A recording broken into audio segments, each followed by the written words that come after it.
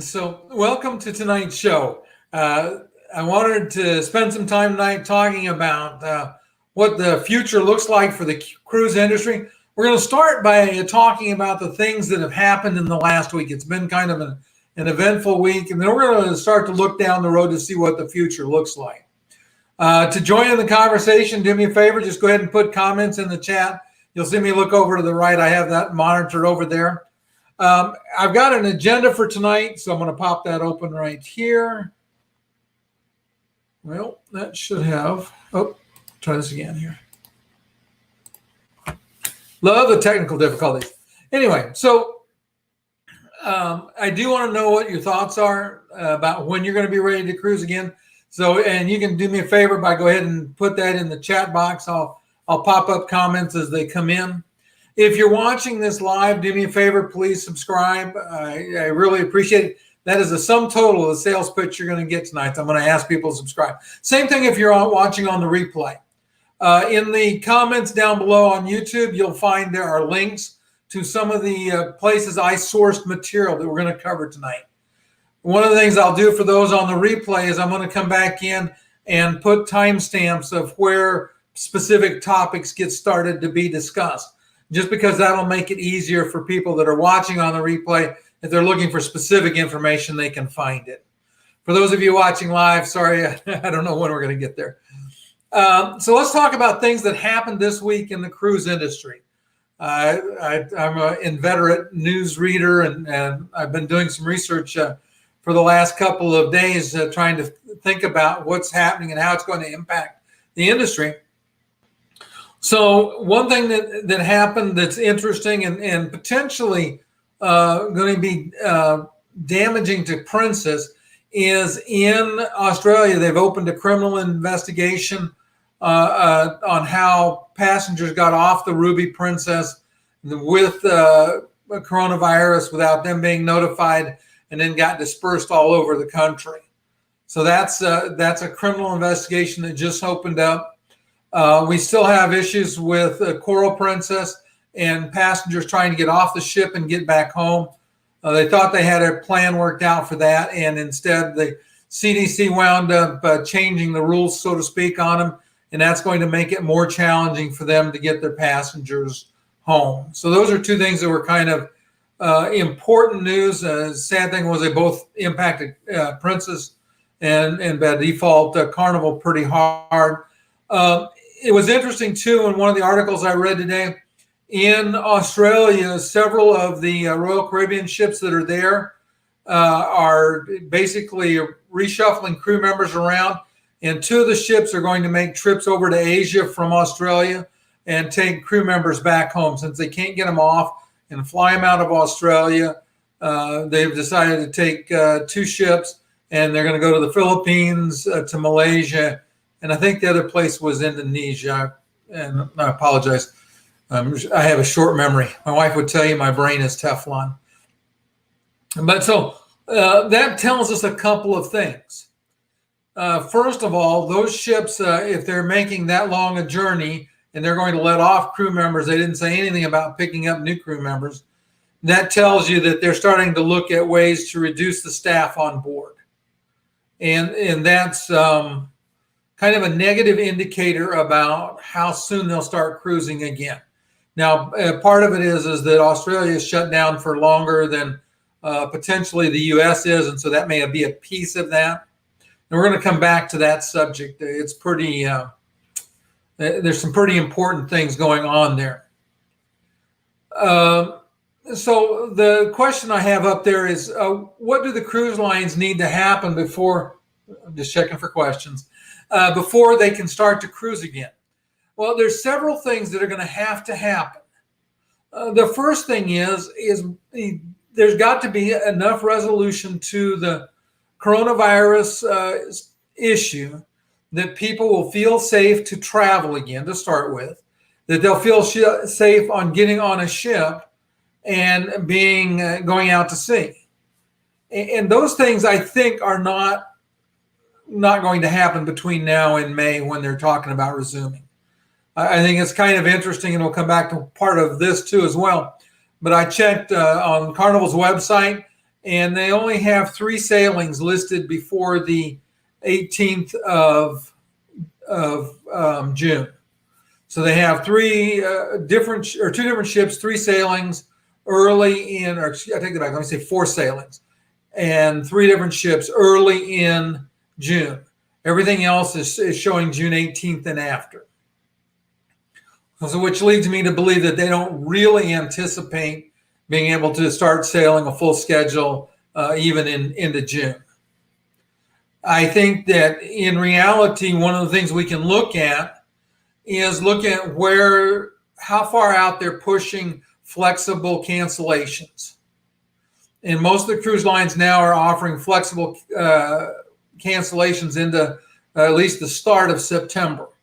And that makes me wonder if they don't really think that this problem and the ramp up to being back to normal could extend out that far. I'm hoping not. I have a September cruise to Alaska that I really want to go on. It's a great itinerary, but I am very much concerned that that's what they're thinking.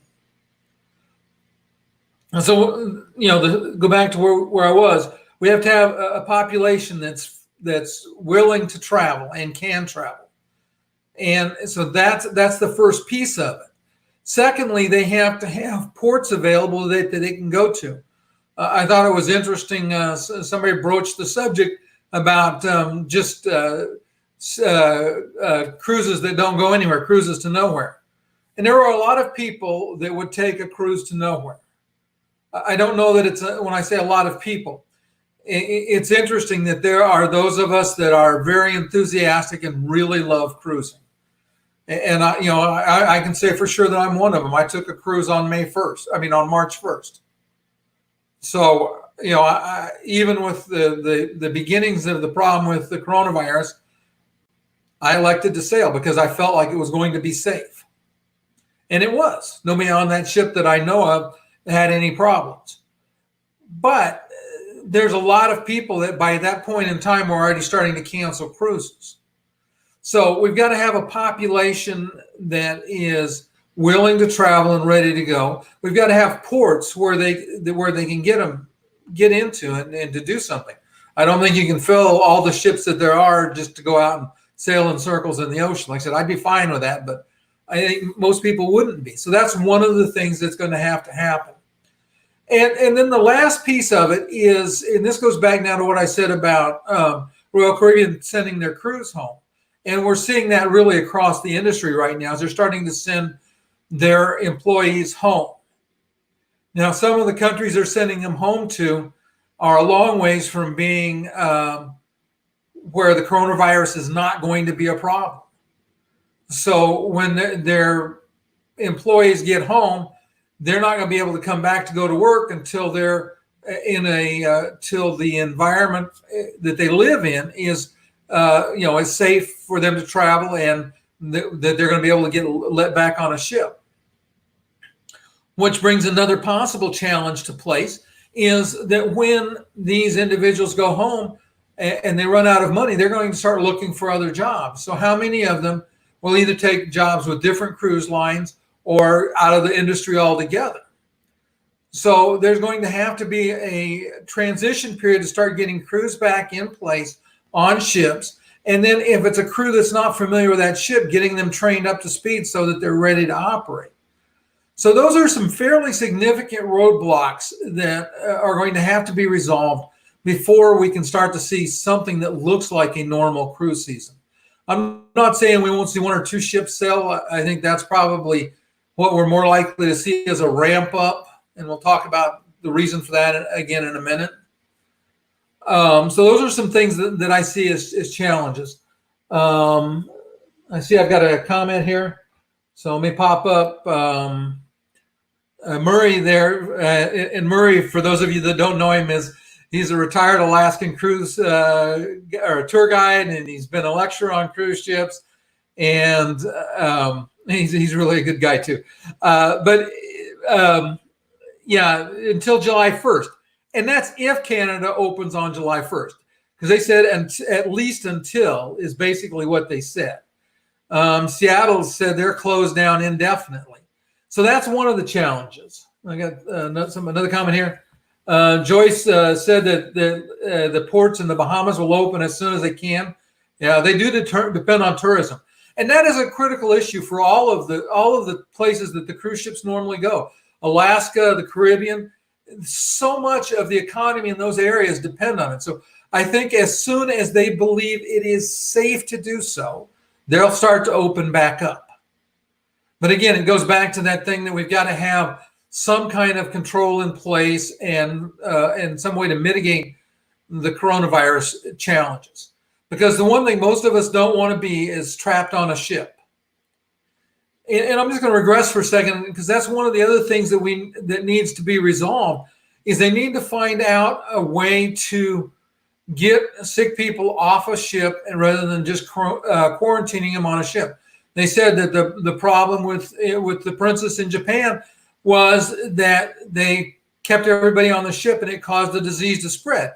It wasn't as bad as if they hadn't quarantined them on board, but it wasn't as good as if they'd taken the sick people off and gotten everybody else away from there. So that's one of the things. I think that's an underlying fear that a lot of people have is, you think about a good example was the Jewel was in a South Pacific cruise, and they thought they were going to have to bring passengers all the way from the South Pacific back to the United States. I talked about this a little bit last week, until they had a very convenient mechanical issue that forced them to let the passengers off in Hawaii. But, again, these passengers were, on a floating cruise ship. And again, in general, if I'm going to get stuck somewhere, a cruise ship's as good a place as any. But most people want to be able to get off. So that's one of the other things that's going to have to get resolved. So you'll notice a comment there about layup status. So let's talk about this, because what we're seeing is there are a couple of statuses to a cruise ship. A cruise ship that is ready to go, you could say they're in a hot layup, or they're ready. They're where they can sail. The first stage down from that is what you would call a warm layup, which means that it's got a fair amount of crew on board. They're up and running, but they're going to have to get crew back on board and do some things before they can sail again. And we're starting to see cruise lines transition to that stage. And in their SEC filing, and we'll talk a little bit about that as we go on some more, Carnival said that they potentially see the need to go into we'll call it a cold layup status. And that's, the ship's not mothballed at that level, but what they will do at a cold layup stage is they will take all of the linen and everything that might risk getting moldy, and they will put it in one big storage area and run dehumidifiers, or they'll take it off the ship where they can keep it so that it doesn't get too much humidity in it. They'll put dehumidifiers throughout the ship to try to dry it out, and they'll go down to a skeleton crew, just enough to take care of safety issues. And to get that ship back up to speed might be a month or more, just depending on the crew's availability and what they get back in the way of crew. And so Carnival, in their latest SEC filing, talked about that as a potential need. Now, why would they do that? Well, the difference between a kind of a hot layup or ready to sail status and a cold layup status is $1 million a month per ship. So you think about how many ships that is, and how many millions of dollars every month that is. So it becomes really important for them to stop, start cutting back on the bleeding, let's say. So I think that is a possibility, and it's quite probable something that not only will happen to with Carnival, but I think it's something that we're going to see happen with some of the other cruise lines as well, that they're going to go into either warm or cold layup status. One of the other things that's happened this week that affects cruising is all three of the major cruise lines, NCL, Royal Caribbean, and Carnival, have tapped out every bit of credit they can get. For Royal Caribbean and NCL is about $1.5 billion. Carnival, between stock sale and their between the stock sale and what they borrowed, they raised about $3 billion. So right now, Carnival's in the best cash position. They've got about $6 billion of available cash. Royal Caribbean and NCL significantly less. Probably both of those are under $2 billion. Carnival obviously has a lot more ships in place, so that it makes sense that they have more credit or more cash they need. And so that's really important because it means that they've got the abilities to sustain operations for quite a while. They're not in the situation right now where any of them are in danger of going bankrupt imminently. But I will say this, in one of the analysis reports that I read today, they said that they thought it was quite probable that at least one of the cruise lines would wind up being acquired. And they kind of hinted that they thought it might be NCL because they were in the weakest position of the three major cruise lines. And so that could change things significantly for the future of cruising. So the question comes up, and I'd love to have your opinion on what do you think is going to be different when we start cruising again? I talked about a couple things. But what do you see as happening differently than we see today? I'll give you guys a chance to put some comments in there. By the way, if you don't mind, hit the like button. I'd appreciate that as well. Because I think we're going to see several things that are going to be different. Like I said, and I mentioned the one, we've got to have a way to get sick people off the ship or get healthy people off the ship and leave the sick people on the ship. We can't be in a situation where people are trapped for weeks at a time on a cruise ship. I think until we have a plan in place, I think it's going to be very difficult for the cruise lines to get the passenger load they need to start to be profitable.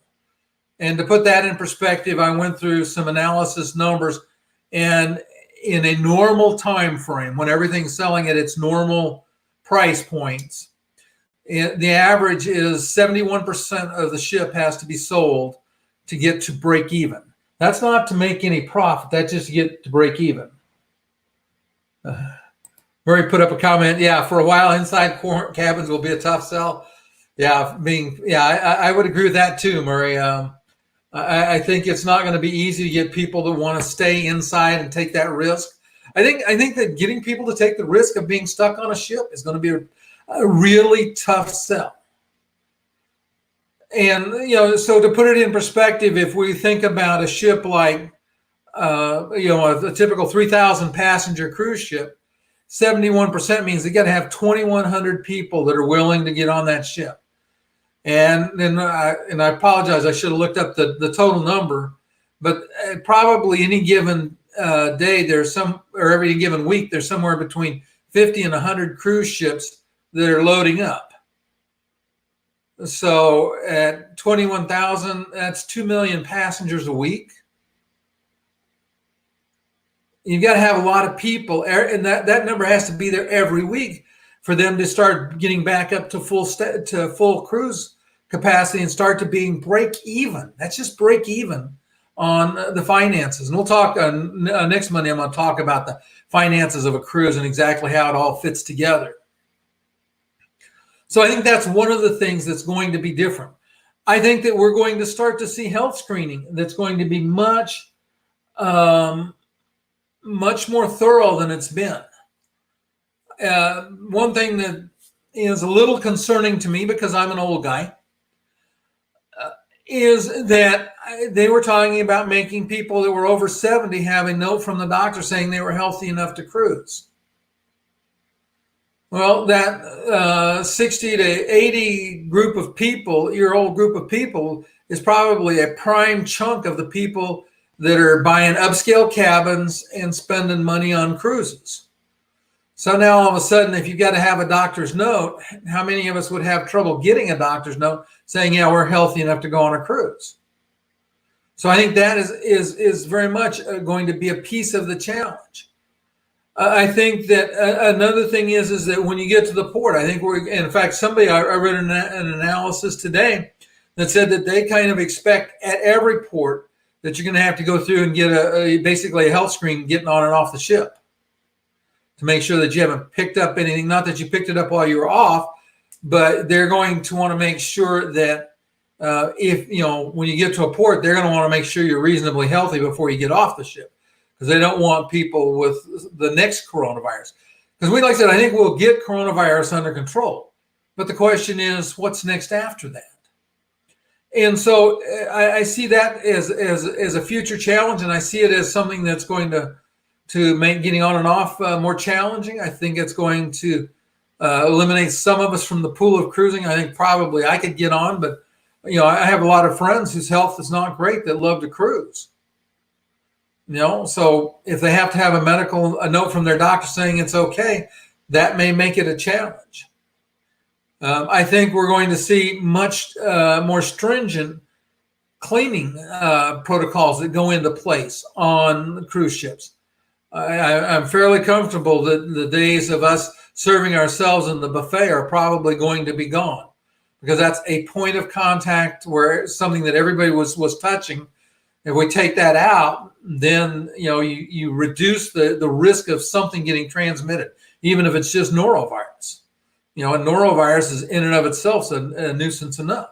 So I think we'll start to see more of that. I think that somebody mentioned today, and I kind of agree with them, that we'll probably see the automatic dispensers for the hand sanitizer may be a thing of the past, and we may see crew members requiring you to get your hands sanitized before you go past them, especially going in and out of things like the buffet.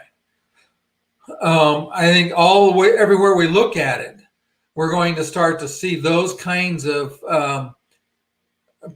preventative measures put in place. None of those are going to be necessarily a bad thing, but I think those are some of the things that we'll see that's going to make cruising different in the future. And we may see that cruise ships reduce passenger loads a little bit. The more people you have on the ship, the more potential for contagion, and the easier it is to spread. So will they start to scale back the total number of passengers? I don't know. I do think one other thing that's going to happen with the cruise ships is that there are some of the things that are in the remodels and ships that are going into dry dock are going to be very much delayed.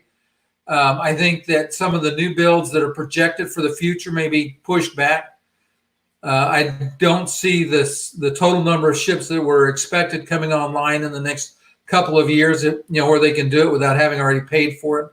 Some of them they can't hold off because they're just, they're already paid for.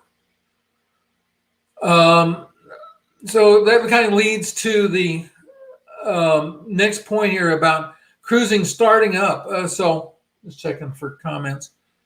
And I appreciate those of you that have put in comments. Thanks a lot.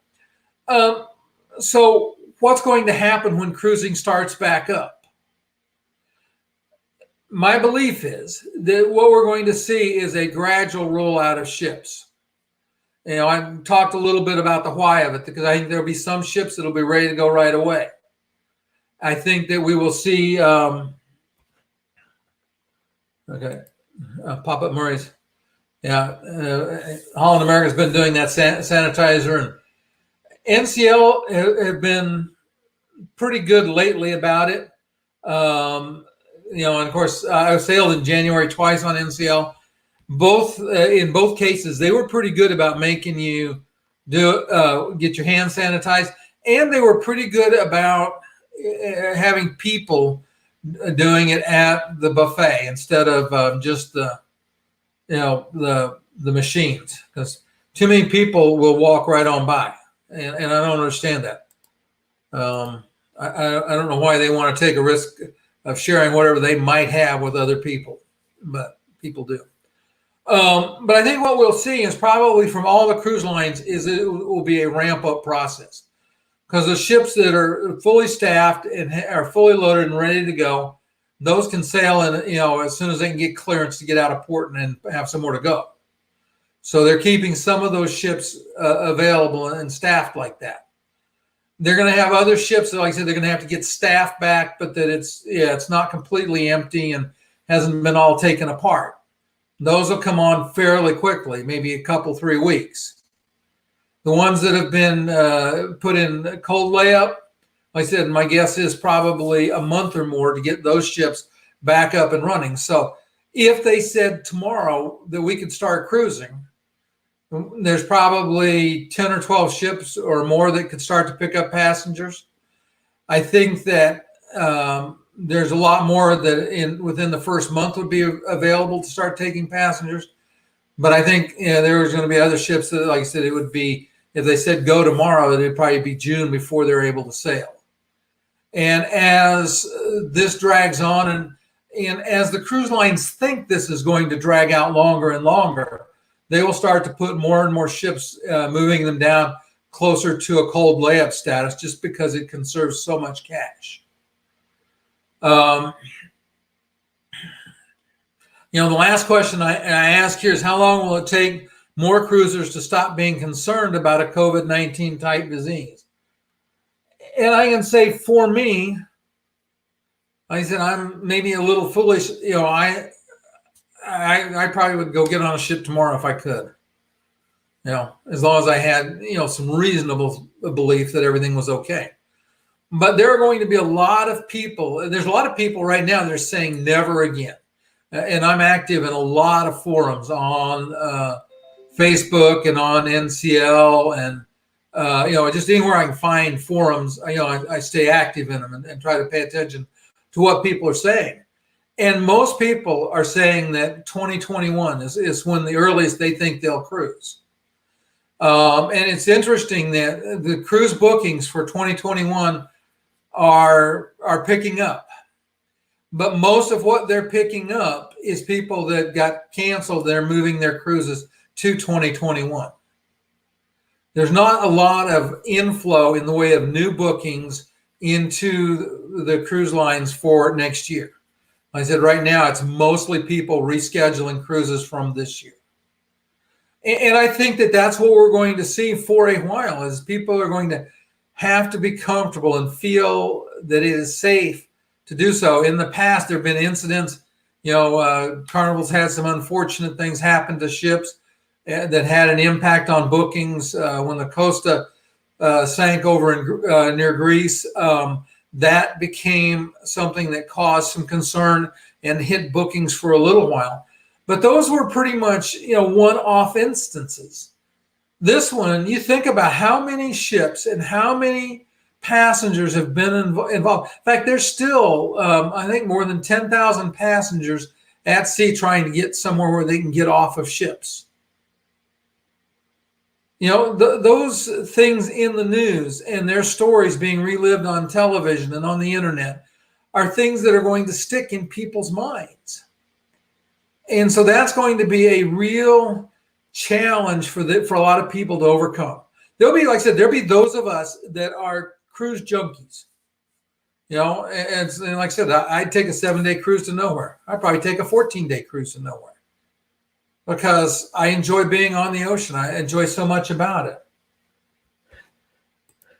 Gotta come in. Joyce Dingman said she'd get on a ship tomorrow as well. And she's right about that. The 24 to 64,000 people have died from the seasonal flu. No question about it. The flu is a bad thing.